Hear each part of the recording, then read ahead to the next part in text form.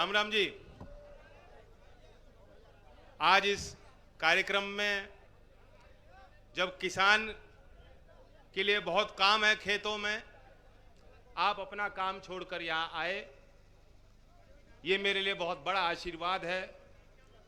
आपने पगड़ी भी बांधी, वह पगड़ी किसी एक व्यक्ति की तरफ से नहीं या एक समाज की तरफ से नहीं थी। उस पगड़ी में आपका भरोसा भी है। आपका मेरे लिए और मेरे साथ चलने वाले सभी लोगों के लिए बहुत बड़ा आशीर्वाद भी है। और जो हमारे यहाँ मान्यताएं हैं पगड़ी से जुड़ी हुई, मान सम्मान की, तो मुझे इस बात का पूरा एहसास है और ये बातें जीवन भर मेरे लिए स्मरणीय रहेंगी। ये मेरे लिए भी कठिन पल हैं, बीते दिन आपके लिए भी कठिन बीते होंगे और आगे भी चुनौतियां अनंत हैं।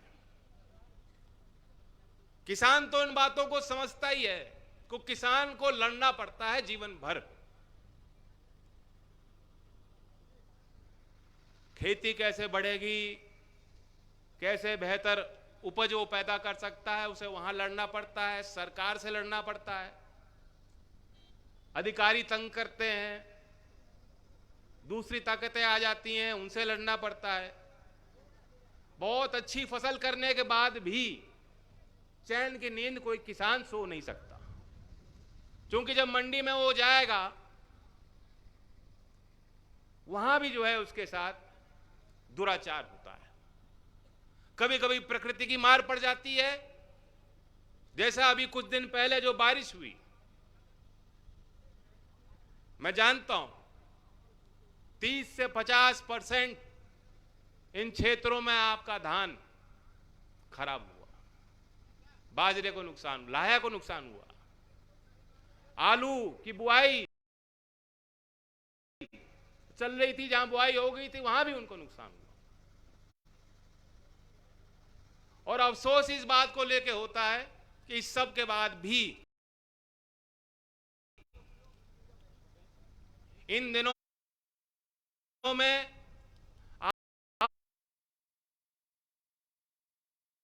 आप ही से मैं सवाल पूछूंगा, क्या कोई सरकार की तरफ से कोई कर्मचारी, कोई बीमा कंपनी, आपने बहुत सुना प्रधानमंत्री जी कहते थे प्रत्येक किसान को हमने बीमा दे दिया और इस बीमा के माध्यम से आय दुगनी होगी, कोई आया क्या सर्वेक्षण करने को?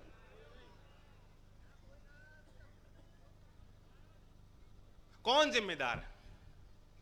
बुंदेलखंड के बेहद गरीब परिवार के साथ जो बीती है, ललितपुर जिले के जो 3 दिन में खाद के लिए खड़े रहे, तबीयत बिगड़ गई, देहांत हो गया, कौन पूछने वाला? ललितपुर जिले के एक और किसान ने, जो मीडिया में खबर आई, मैं उस आधार पे कह रहा हूं, साफ साफ छपा है, उनके घर वालों ने साफ साफ कहा कि परेशान था किसान, इन्हें खाद नहीं मिला, इन्होंने आत्महत्या कर ली। कौन जिम्मेदार है इसके लिए? जब कोई अच्छा काम आप लोग करते हो तो उसका श्रेय नेता लेना चाहते हैं। योगी जी से जब पूछा जाता है कि गन्ने का भुगतान नहीं हो रहा, तो कहते हैं हमने तो रिकॉर्ड खरीदारी हो गई, रिकॉर्ड पैदावार की है गन्ने की। गन्ने की पैदावार योगी जी ने ना करी। ये तो कैसे कैसे करके आपने बचाव करना पड़ता है, हर खेत में तार लगाने पड़ते हैं। आजकल जंगली सुअर, जंगली जानवर, विधायकों का भी यही हाल हो गया, इनके बिजार जैसे घूम रहे हैं, खाली कोई काम नहीं है।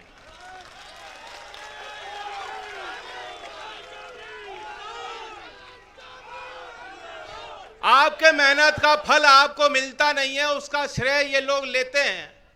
लेकिन जब किसान आत्महत्या करता है तो कोई आगे आके नहीं कहता कि हां हमारी जिम्मेदारी। और इतना बड़ा फर्क देखो, पुराने लोग जो बैठे हैं यहाँ टोपी और पगड़ी पहनने वाले, मैं उनको याद दिलाना चाहता हूं, आपको चौधरी चरण सिंह जी ने जो भाषण दिया था लाल किले से, अभी भी याद होगा।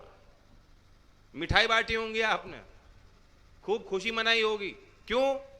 को आपको मालूम था कि गांव के परिप्रेक्ष्य से इस गांव की बात, भाषा, बोली, पीड़ाओं को समझने वाला व्यक्ति उस बड़े पद पे पहुंचा है।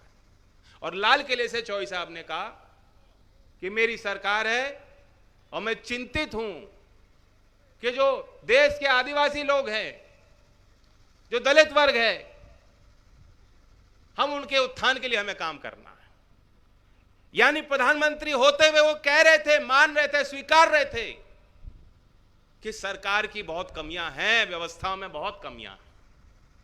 और आज जो प्रधानमंत्री हैं खुद अपने ऊपर कुछ नहीं लेते। 70 साल गाते हैं, नए नए कीर्तिमान स्थापित हो रहे हैं, काम कुछ नहीं हो रहा जमीन पर, दावे होते हैं। अगर आप यहां जेवर से निकल के जाएंगे, बेंगलोर तक कोई नौजवान जाएगा, बेंगलोर एयरपोर्ट पे भी होर्डिंग लग रहा है योगी जी का, यूपी नंबर 1, यूपी नंबर 1 है। वहां के एक वकील हैं शिशिर रुद्रप्पा, उन्होंने ट्वीट किया कि एक कर्नाटक से यूपी के चुनाव की आगाज हो रही है क्या। तो यूपी के अधिकारियों ने उनको घेरना शुरू कर दिया सोशल मीडिया पे कि तुम्हारी गिरफ्तारी होगी और तुमने फर्जी जो है तस्वीर डाल दी। फिर उस लड़के ने, उस नौजवान ने वीडियो खींच के डाल दी। अब आप सोचिए ये किस पैसे से ये सब हो रहा है, कहां से ये सब हो रहा है? ये आप ही का तो पैसा है, सरकारी खजाने से है। बीजेपी पार्टी अपने खजाने से खर्च करके होर्डिंग लगा देती, हमें आपत्ति नहीं होती। लेकिन ये तो सरकारी पैसे से ये सब चीजें खरीदी जा रही हैं, दिखावा हो रहा है, प्रचार हो रहा है। और बाबा कहते हैं यूपी हो गया नंबर 1, बेरोजगारी में नंबर 1 है, महिलाओं के खिलाफ अपराध रुक नहीं रहे, किडनैपिंग हो, मर्डर हो, संगठित अपराध भी नहीं रुक रहा। इन चीजों में हम नंबर 1 है। किसान के साथ आपने क्या किया? लखीमपुर में वो जो अन्नदाता बैठे थे उनके साथ क्या किया? अभी भी अपनी गलती स्वीकार नहीं करना चाहते। अभी भी मंत्रिमंडल से मंत्री जी को हटाया नहीं गया। याद करो, चौधरी चरण सिंह जी चुनावी प्रचार में अगर उनको पता लग जाता कि ये मेरे पार्टी का आदमी, मेरे पार्टी का उम्मीदवार है, लेकिन कुछ गलती हो गई, तो वो गलती स्वीकार कर लेते थे। कितनी बार मैंने किससे आप लोगों ने मुझे सुनाए हैं कि चुनावी सभा में कोई अपने पार्टी का नुकसान नहीं चाहता, सब लोग सोचते हैं मेरी संख्या बढ़ जाए। आज अगर कहीं इस प्रदेश के किसी कोने में अगर म्युनिसिपल चुनाव में एक कॉर्पोरेटर बीजेपी जीत जाती है, मोदी जी ट्वीट करके बधाई देते हैं कि वाह हमारा कॉर्पोरेटर जीत गया। लेकिन लखनऊ भी जाते हैं, लखीमपुर में जो किसान मारा गया उस पर टिप्पणी नहीं करते। मंत्री जी को बर्खास्त करने की हिम्मत मोदी जी में नहीं है, हिम्मत योगी जी में नहीं है, जो कहे कि ऐसे मंत्री मंडल पे लोगों का विश्वास नहीं रहेगा, इनको आप हटा दीजिए। लेकिन बाबा में हिम्मत है तो घूरेंगे आपको, लाल आंख आपकी तरफ दिखाएंगे, धमकाएंगे आपको। वहां जो लग रही तस्वीर उनकी बेंगलोर में, वो मुस्कुराते हुए लग रही है। हमने, आपने कभी योगी जी को मुस्कुराते हुए नहीं देखा। कभी देखा आपने उनको मुस्कुराते हुए?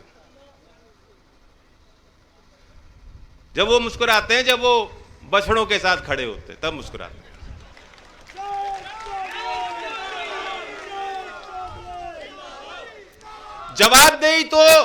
जवाबदेही इनकी है, हिसाब आपको लेना होगा। अगर मैं आज आपके बीच आशीर्वाद लेने आया हूं, इसलिए आशीर्वाद लेने नहीं आया कि मेरी तरक्की हो जाए, या मुझे कुछ आपसे चाहिए व्यक्तिगत अपने लिए। मैं तो सिस्टम के अंदर भी रह चुका हूं, एमपी रह लिया आपके पड़ोस से ही, बहुत चीज मैंने करीब से देख ली। लेकिन मैं ये चाहता हूं ये मंच जिंदा रहे। आज आपकी कोई वक्त राजनीतिक पहचान नहीं है, आपको कड़वी लगेगी बात, कोई पूछने वाला नहीं है। अगर आपके वकील होते तो दिल्ली में घुसने से इस तरह से किसानों को रोका नहीं जाता। पहली बार हुआ है, किसान घुस नहीं सकता, बैरिकेड लगा दिए, तार बिछा दी, घुसोगे तो मुकदमे होंगे। और अगर वहां चौधरी अजीत सिंह जी आज हमारे बीच होते और संसद में होते तो इतना लंबा 1 साल का आंदोलन किसान को करना नहीं पड़ता।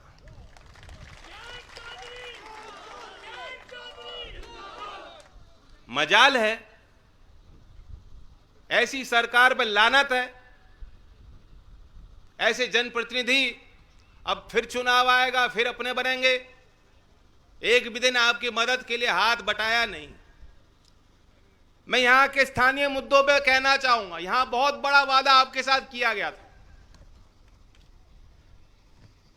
बहुत बड़ा वादा आपके साथ किया गया था कि यहां विकास होगा, एयरपोर्ट बनेगा। सही बात है, एयरपोर्ट बनने से तरक्की होती, नौकरी भी मिलेंगी, आवागमन बढ़ेगा, व्यापार बढ़ेगा। लेकिन जमीन के जो मालिक हैं उनके साथ भी न्याय होना चाहिए। न्याय, इतना बड़ा आंदोलन चला, टप्पल में, मथुरा में, भट्टा पारसोल में, आप लोगों ने ही तो कुर्बानियां दी थी, वरना ये कानून बदल जाता। और कानून में आपने बना लिया, जीत हासिल की, जीत दर्ज की। देश भर के लोगों को एहसास हुआ कि इस क्षेत्र का किसान वाकई अपने हक और हकूक के लिए सचेत है, जागरूक। कानून में लिखा है, गांव की अगर खेती की जमीन सरकार एक्वायर करेगी 4 गुना दिया जाएगा। लेकिन ये जो एयरपोर्ट के परियोजना में मुझे जानकारी है, यहां अगर उन गांवों के लोग होंगे बता देंगे आपको, 1 बार नहीं 2 बार उनको छला गया।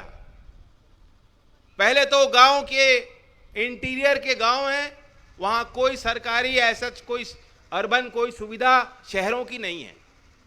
लेकिन जब जमीन एक्वायर करनी थी तो दिखा दिया गया कि ये तो अर्बन जमीन है, अर्बन लिमिट में है, शहरी जमीन है। क्यों 4 गुना की जगह 2 गुना देंगे। और उसमें फिर क्या किया, खेत को तो बता दिया कुछ और आबादी को दिखा दिया कि ये तो गांव की आबादी है। वरना विस्थापन में अगर अर्बन उसको दिखाते तो जगह में जो प्लॉट मिलते वो ज्यादा देना पड़ता। देखो कितनी कंजूसी है आपके लिए, पैसा बचाया खूब, लेकिन इसमें कोई बढ़ाई नहीं होगी। योगी जी पैसा बचा के खर्च कहां कर रहे हैं, अपनी होर्डिंग लगवा रहे हैं। वो पैसा बचा के अगर किसी और क्षेत्र के किसानों को लाभ मिल जाता तो शायद यहां का भी कोई किसान किसी को गुरेज नहीं होता। अगर आपने जमीन ना दी होती तो ये कहां नोएडा, ग्रेटर नोएडा कहां बसता। किसान जमीन देते हैं विकास के लिए उन्हें, लेकिन बड़ी बड़ी तस्वीर दिखाई जाती है, सपने दिखाए जाते हैं, वास्तव में होता नहीं है। देश की राजधानी, अगर किसी भाई को शक हो, देश की राजधानी दिल्ली में जो दिल्ली देहात के जो पुराने गांव हैं, कभी वहां जाके देख लेना, गांवों में उस तरह का विकास नहीं हुआ। सीमित क्षेत्र उनका बना दिया आबादी का, तंग इलाके में रह रहे हैं। और जो भूस्वामी हैं, इतनी बड़ी तरक्की हो गई, इतना बड़ा शहर बन गया, विकास हो गया, लेकिन जो भूस्वामी, जो ओरिजिनल भूस्वामी थे, उनकी क्या स्थिति है। इसलिए जरूरी है कि जो भूस्वामी हैं उनका भविष्य सिक्योर होना चाहिए, सुरक्षित रहना चाहिए, उनके साथ अन्याय नहीं होना चाहिए। और मैं प्रभावित उन सभी परिवारों को विश्वास दिलाता हूं, हमारी सरकार बनेगी तो जिन्होंने जमीन दी है पूर्णतः उनके साथ कानून के तहत न्याय होगा।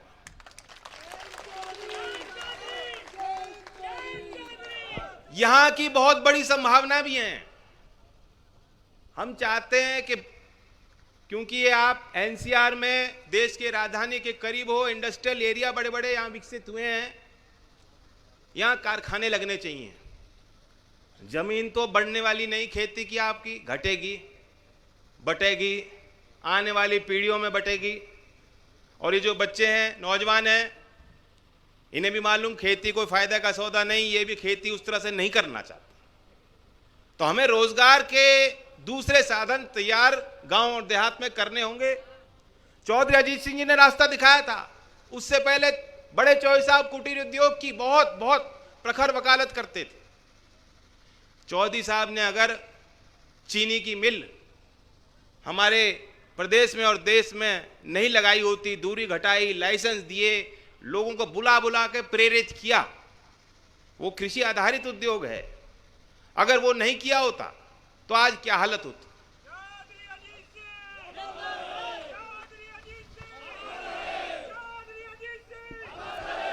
मैं मानता हूं उसी तर्ज पर जो फूड प्रोसेसिंग इंडस्ट्री है, खाद्य प्रसंस्करण उद्योग, उसे बढ़ावा देने की जरूरत है।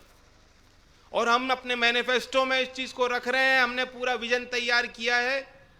5 साल में उस क्षेत्र में 25,000 करोड़ का निवेश लाकर चावल से, मक्के से, आलू से बहुत चीजें बन सकती हैं। 25,000 करोड़ का अगर निवेश होगा, हिसाब लगाइए कितनी फैक्ट्री लगेंगी और कितने लोगों को नौकरी मिलेगी। वही तरीका है। यहां मैं भी खड़े होकर दावा कर दूं आपको कि किसान को दाम कैसे मिलेगा अगर मैं भी कह दूं कि सरकार सबकी फसल खरीद लेगी। नहीं करने वाली। ये ठीक है कि एमएसपी मिलना चाहिए। धान 1,000-1,100 पे बिक रहा है किसान का भी। सरकारी रेट कुछ और होते हैं, वास्तविकता कुछ और होती। लेकिन मैं भी ये दावा नहीं कर रहा कि प्रत्येक किसान की सारी फसल सरकार खरीदेगी। ये आप भी जानते हो। लेकिन फिर रास्ता क्या है कि किसान को अच्छा भाव कहां से मिलेगा? तभी तो मिलेगा अगर हम इस उद्योग को, कृषि आधारित उद्योग को सरकार बढ़ावा देगी, तभी मिल सकता है। हमारे पश्चिमी उत्तर प्रदेश में बहुत इंजीनियरिंग कॉलेजेस हैं, पढ़े लिखे बच्चे हैं, नौकरी नहीं मिल रही। एक नई संभावना है जो डेटा सेंटर उद्योग है। आपने देखा होगा, ये बच्चे इन बात को समझेंगे।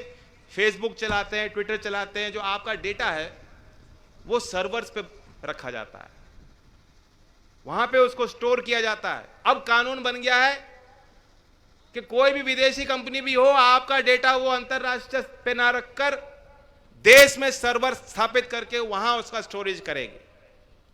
2026 तक अनुमान है कि $8 बिलियन का डेटा सेंटर इंडस्ट्री में इन्वेस्टमेंट होने वाला है। अभी सारा का सारा पैसा जा रहा है मुंबई में, यानी सारा उद्योग मुंबई शहर के इर्द गिर्द बन रहा है। यूपी कहीं नहीं है वहां गिनती में, क्योंकि यहां सड़कें भी अच्छी हैं कुछ क्षेत्र में। और आने वाले वर्षों में जैसे ultra mega power plant online हो जाएंगे तो यूपी बिजली के मामले में मांग से ज्यादा उत्पादन करेगा प्रदेश, क्योंकि उस उद्योग को बिजली चाहिए, सड़क चाहिए, इंजीनियर चाहिए, आईटी प्रोफेशनल्स चाहिए। तो जो क्षेत्र को समझते हो, सब कुछ तो है यूपी के पास, बस बाबा जी को समझ नहीं आती बात, कोई प्रयास नहीं कर रहे। तो हमने विजन में ऐसी चीजें रखी हैं, कैसे नौकरियां मिलेंगी। सरकारी नौकरियों के क्षेत्र में मैं कहना चाहता हूं, बहुत लंबित भर्तियां हैं, पुलिस में, स्वास्थ्य में, शिक्षा विभाग में। कोई नहीं देखने वाला, कोई नहीं पूछने वाला। कई तो पुलिस में भर्ती ऐसी हुई जो उनकी ज्वाइनिंग ही नहीं हो रही। घर वालों ने मिठाई भी खिला दी, सबको बता दिया मोहल्ले में, गांव में कि नौकरी लग गई, नौकरी लग नहीं रही। न्याय होना चाहिए। 6 महीने के अंदर आप हमारी सरकार बनाओगे, 6 महीने के अंदर जितने रिक्त पद हैं उनको भरने का काम हम करेंगे।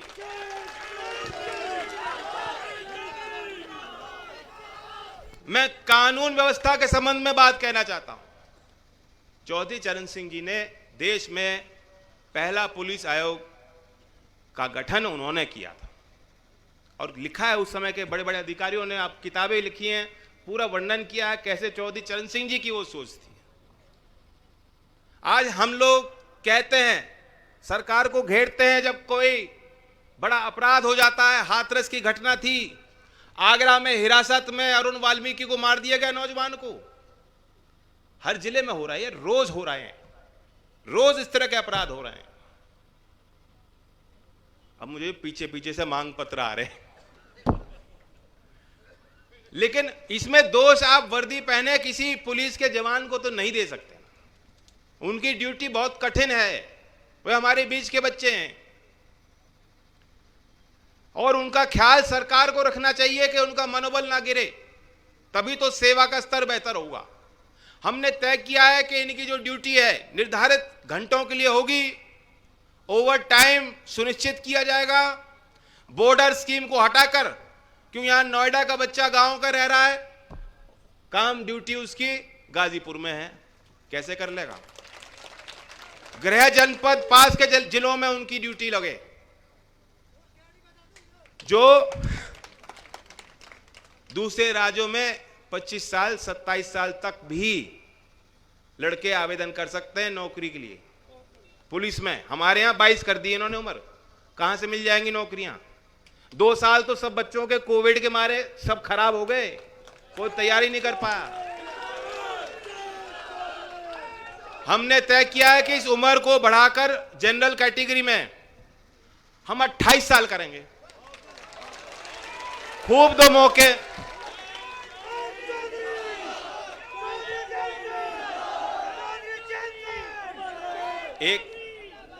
एक बड़ी बात है, वो है क्योंकि मैं देख रहा हूं नौजवान तो जोश में आ गए और बुजुर्ग बैठे हैं, वो सोच रहे हैं क्या हुआ, पेंशन को लेकर तंग रहते हो आप।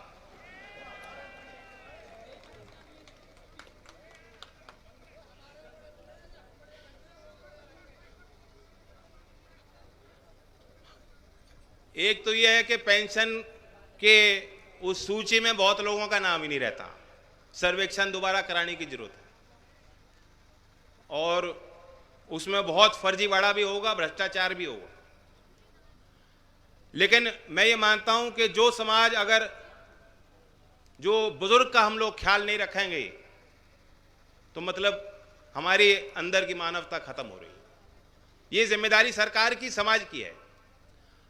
जो आज पेंशन मिल रही है आपको, 60 से 79 साल की जो एक कैटेगरी है सीनियर सिटीजन्स की, वरिष्ठ नागरिकों की 500 रुपये मिलती है।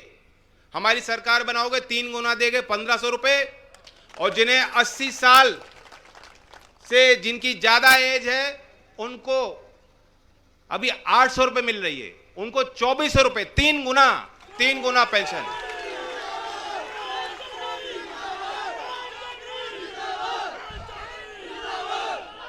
संसाधन हैं, 5 लाख से ज्यादा, 5 लाख करोड़ का बजट है यूपी का, कोई नहीं कह सकता संसाधन नहीं, संसाधन हैं। कहां लकीर लगानी है, कहां रोक लगानी है, कहां खजाना खोलना है, वो मैं जानता हूं, हम लोग जानते हैं। अगली सरकार में खजाने की चाबी हमारे किसान और नौजवानों के हाथ में होगी और किसी गैर के हाथ में नहीं होने वाली।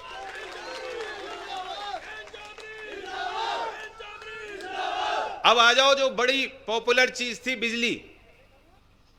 बिजली के बिल, त्राही मची हुई है। किसी भी साधारण परिवार का जिस घर में नौकरी ना लग रही हो, उनका बोत नहीं है कि बिजली का बिल दे दें। वो उसमें टाल चल रही, जितने दिन टाल चल जाए, और एहसास नहीं होता किसान को। इन्होंने नीति ऐसी बना दी थी कि एक तो माफी योजना नहीं बनाई और कनेक्शन काट देते थे, और किसान को पता भी नहीं, उसकी पेनल्टी लग रही, बिल बढ़ता जा रहा है। कितने किसानों पे तो एफआईआर की गई। यहां भी कई किसान होंगे जिनको पता लगा कि एफआईआर हो गई उनके खिलाफ। हमने तय किया कि किसान के लिए और बुनकर के लिए, और ये जो मैं पहना है ना, ये पूर्वांचल के बुनकर ने मुझे भेंट किया और उन्होंने बताया कि हमारी क्या क्या समस्या है। किसान और बुनकर के लिए पुराना बिजली का जो बकाया माफ, आगे की दर हाफ, ये नारा है। मैं फिर कहता हूं, हम अभी से इन बातों को कह रहे हैं कि अगले 4 महीने हम यही बात करेंगे, बार बार दोहराएंगे। गांव गांव में, गली गली में आप जाओ, कोई दूसरे पार्टी का नेता आएगा, उस पर दबाव तो बनेगा। मैं तो मानता हूं इतना दबाव बना दो कि हो सकता है इससे ज्यादा मिल जाए कुछ। प्रधानमंत्री सम्मान योजना 6000 रुपए देते हैं और फिर मोदी जी दर्शाते हैं कि इतना बड़ा काम कर दिया। डीजल पेट्रोल का भाव शतक पार हो गया।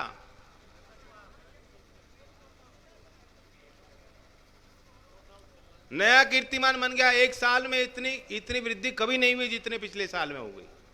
रोज 35 पैसे कट रहे हैं आपके। तो इसलिए हमने माना है इस बात को।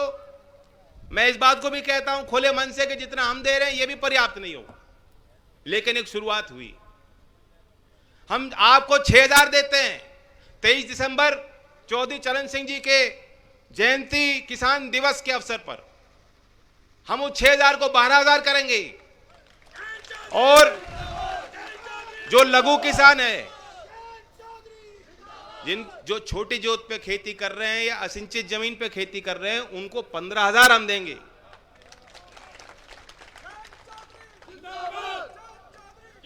किसान के साथ कोई कंजूसी नहीं होनी चाहिए। और मैं ये मानता हूं कि जैसे जैसे आप प्रचार करोगे ना ये कि जयंत कह गया कि 6 का 12 करेंगे, मुझे लगता है कि शायद इसी 23 दिसंबर में मोदी जी ना कह दें।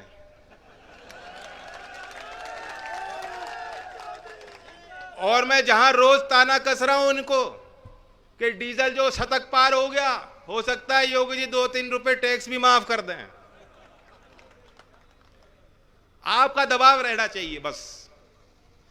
चौधरी अजीत सिंह जी के समय आपकी मुट्ठी बंद रहती थी। इतना लंबा आंदोलन कभी नहीं उन्होंने करने दिया। उन्हें मालूम था हमारी ताकत क्या है। आज स्थिति हो गई, हमारी मुट्ठी भी खुल गई और काम भी नहीं हो रहा। ये मान सम्मान की लड़ाई है। अगर किसी में किसान का खून है, हम लोग ये बर्दाश्त नहीं कर सकते कि आंदोलन में बैठे किसान, कुर्बानी देने वाले किसान को कोई आतंकवादी कहेगा। कौन लोग हैं ये? ऐसे लोगों को चिन्हित करो, ऐसे राजनीतिक पार्टियों को चिन्हित कीजिए आप। उनमें कोई अपना नहीं, सब पराये हैं। अपना वो होता है जो खून की ललकार पुकार को समझता हो। क्या स्वार्थ है उनका? अरे गद्दी कब तक रहेगी? बाबा जी रोज औरंगजेब पे झाड़ते रहते हैं, उनको लड़ना औरंगजेब से। लेकिन वो इतिहास के इतने शौकीन हैं तो उनका राज भी अब इतिहास होने वाला है। अब समय नहीं बच रहा।